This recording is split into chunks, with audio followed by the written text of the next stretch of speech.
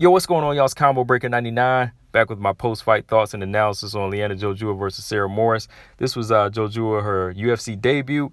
Didn't go the way she wanted. She was stopped in the third round by Sarah Moras. And just have to say, man, this was one of those fights where, you pull out a veteran in the game, a very skilled veteran, and they'll show you where that promising contender stands. We've seen it in the past. I mean, even in the boxing world last month, Marcus Brown, he had his hands full with a guy like Jean Pascal.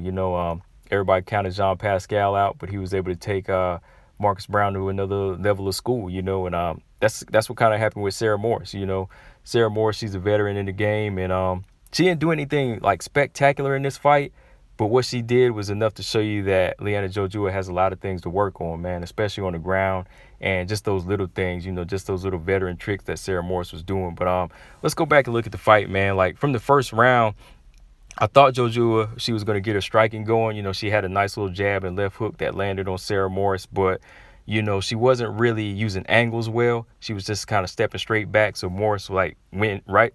She went right in, rushed in and got the clinch and pinned Jojua to the fence. And for the next 2 minutes, not much action happened, but Sarah Moras was just using these little tricks, like mauling her with her head and just pressing her and just putting the weight on her.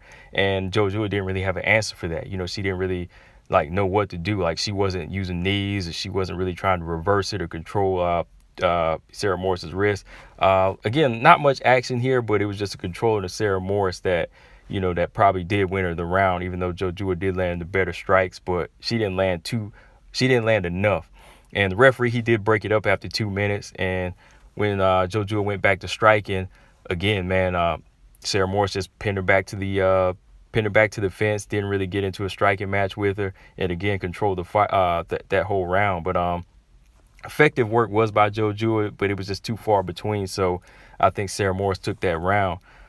Second round, man, it was again another one of those rounds where she was just being a veteran in there. Jojua, she was kind of jabbing and striking too slow. I wanted to see her jab and move, but even after the right hand she would throw, she would kind of have a slow pullback. So, Moras went in for another clinch, started mauling Jojua again, and just kept trying for a takedown. But Liana Jojua, she actually got the takedown, but when she got it, she couldn't really take a full advantage of it because it was almost like she didn't know what to do with the takedown. Like when she was on top, Sarah Moras was taking advantage of it. She was throwing elbows and she was trying to get the arm bar.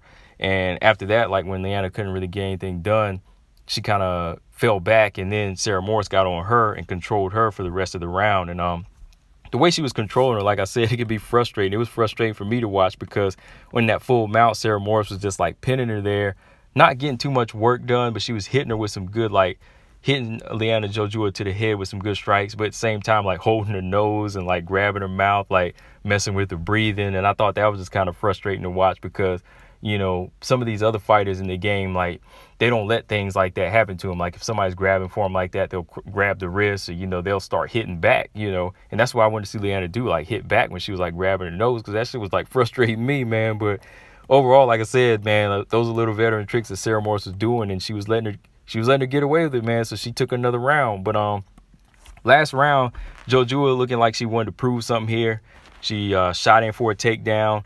Didn't get much done. Moras was on her back, controlling most of that position again. And, she was dropping the elbows, keeping her guard. But when they got back up, Jojua, she looking like she was really getting confused, man, as far as, what to do in these takedowns. She didn't really make a statement in these takedowns. And when she was back on her feet, she shot in for another takedown. And in this one, she missed Sarah Moras. And, Sarah Moras was, looking down at her because she just kind of froze up, and this was all in pretty fast motion. But when she was down, whenever Liana Jojua was down, when she missed the takedown, Sarah Moras just got on her back and just rained some shots down on her. And then after that, she pulled her back for the rear naked choke.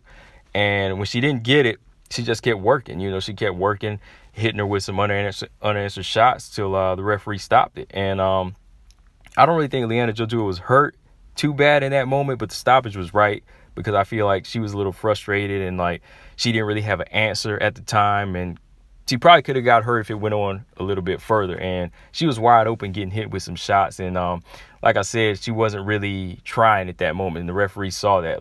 he didn't see somebody that was rocked and out or hurt. He just saw somebody that really was taking shots and didn't need to be taking shots because they didn't know how to defend themselves. And sometimes you got to stop a fighter when that happens. You got to stop a fight when that happens. But yeah, man, it was a learning experience for Jojua. You know, she was in there with a veteran, nothing to be ashamed of. Like I said, it's a learning experience. You really can see where you stand, especially against a fighter like that. You know, like Sarah Moras isn't number one or number two. But even at that level, you can say, oh, man, if I lost to somebody like this, there's a lot of things I got to learn. Like, no knock to Sarah Moras, but I'm just saying, like, everybody thought, you know, even myself, like Liana Jojua would make a statement in this fight. But now, after seeing her ground game in this fight, that's something she got to work on. Her striking, you know, utilizing her Muay Thai in this fight, that's something she got to work on. You know, kind of being calm and, you know, not letting somebody frustrate her, you know, come in there with that mental that you're going to win. That's something she's got to work on. But, yeah, overall, it was a good little learning experience fight for her. Like I said, it was like big action, you know, the first 2 rounds, not until that 3rd round. But, yeah, as you know, Sarah Moras, she did lose, 5% of her purse, I think a little more because she didn't make weight. She definitely took advantage of that weight in this fight. You know, she was really putting that weight on Liana Jojua. And again, like I said, using those little veteran tricks. But yeah, overall, a good learning experience with Liana Jojua. I hope she comes back. You know, I know she will be back. Sarah Moras, she's a fun fighter to watch, you know, at times. I mean, this fight, it was okay. It was a little sloppy, but definitely want to see both these fighters back in the bantamweight division because, you know, they both, Sarah Moras, she does come to fight, you know, for the most part, you know. But, yeah, that's all I got on this one, guys. Just make sure y'all subscribe. Let me know what y'all thought of the fight. You want to see Liana Jojua come back, make sure y'all subscribe. Combo Breaker 99. I'm out. Peace.